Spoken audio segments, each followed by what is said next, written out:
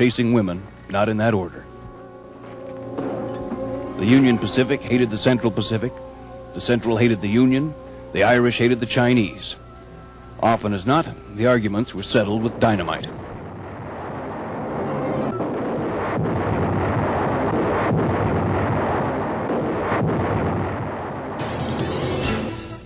But they finally linked up on May 10th, 1869, in the desert near Promontory, Utah. Engine number 119 from the east and the Jupiter out of San Francisco steamed toward each other.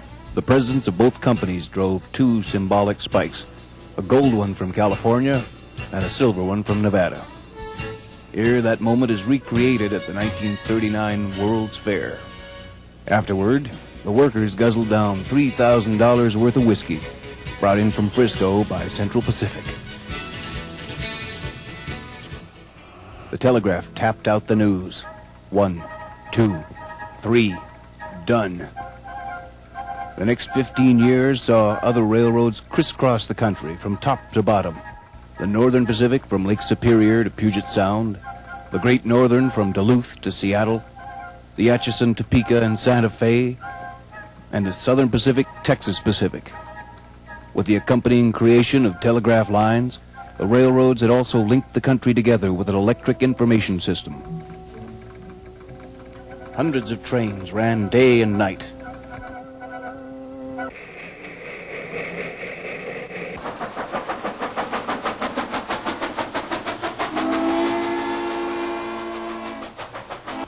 Time zones were established nationwide to accommodate the train schedules. Even though noon in Philadelphia was 4 minutes later than noon in New York, by law, the times were now the same.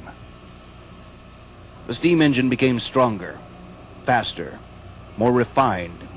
The balloon stack on top of an old loco like this wasn't just for decoration. The constant fire from the burning wood threw off sparks like the 4th of July. These stacks were shaped wide to catch those sparks and prevent fires through the woods and plains. And they worked, usually. Toward the end of the 19th century, coal began to replace wood. It burned hotter, gave off less sparks. And as these iron brutes became bigger and hungrier, the tender became more than just a trailer.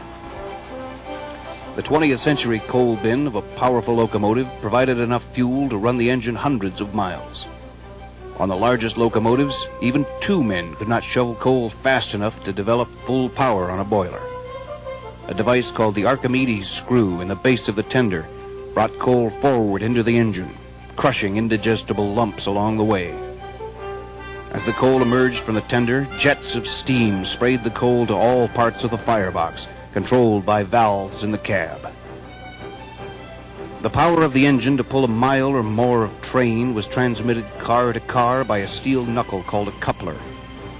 Prior to the invention of this device, train cars were held together by chains or linchpins, and each time the locomotive moved abruptly, the jerk could be felt all the way back to the caboose. This flexible but sturdy device transmitted the pulling power but made the motion much smoother. There were, however, occasional jerks. Believe me, mister, it's not my fault, and I'm sorry if you can't sleep over the wheels. But that's the only roomette left for the 10th. Yes, a railroad car has to have wheels, you know. They run better that way. Other flexible couplings hooked the tender to the engine, providing water for the boiler, air for the train brakes, and steam for heating the cars. The great yawning mouths of the steam engines thirsted constantly, drinking 6 barrels of water a minute at high speeds.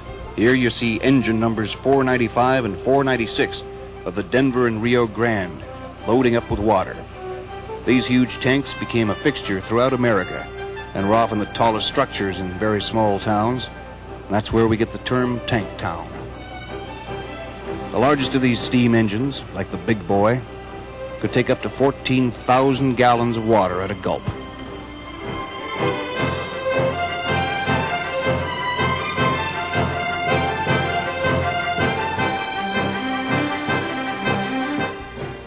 To protect the delicate metal guts of the locomotive, water was constantly tested for mineral residue. If too many chemicals were present, technicians would soften the water. Only the best for the snorting iron horse. But tanks required the train to stop. To speed up this process, track pans were developed.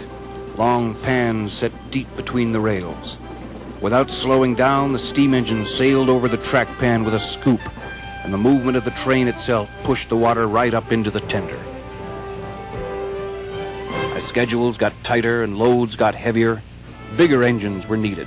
A doubleheader could speed up a mountain delivery or an urgent shipment, but that meant taking a second locomotive out of action as a helper.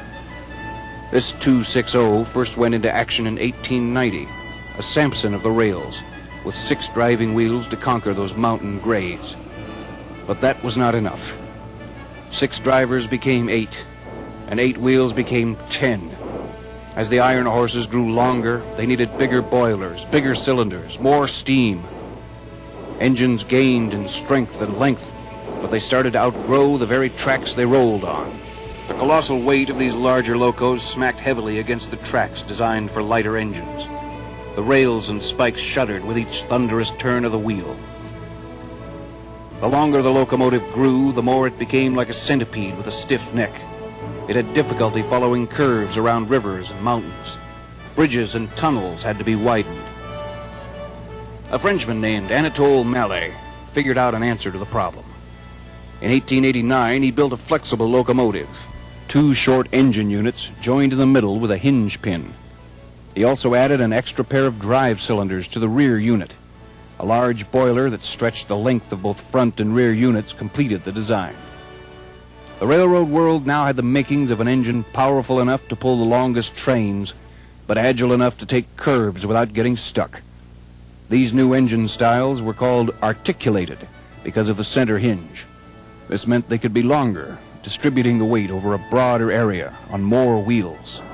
As the 20th century began, steam locomotives were the height of power and mechanical beauty. There was a wonderful combination of romance and solid toughness to a train. Elegance and pure power. Power you could see in the churning wheels, in the huffing of the smokestack.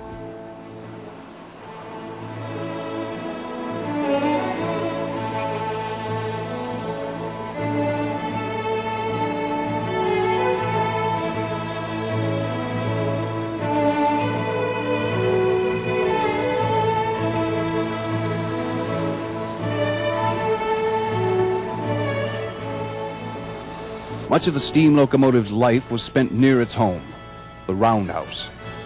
In the center was a vast turntable used to steer the engines into their own berth.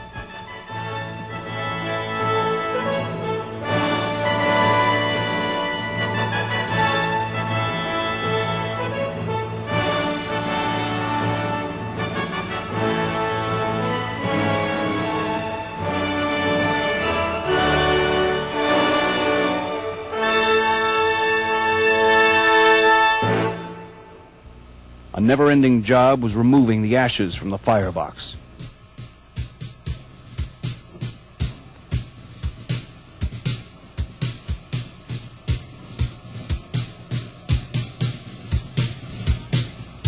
And of course the locos would get regular washings and overhauls.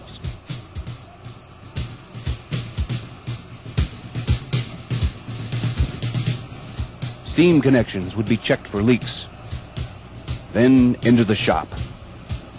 Most maintenance was done in a few hours, but major repairs could take a month or more. Here, a Union Pacific big boy, the biggest engine ever built, is disassembled for maintenance. The back shop was in charge of new tires, smoothing away the rugged and pitted surface with precision tools, then remounting. The tires were about 1/8 of an inch smaller in diameter than the wheel. With a flame hoop of gas, the tire expanded to fit, and when it was hammered into place, no one could complain about these shoes feeling too loose.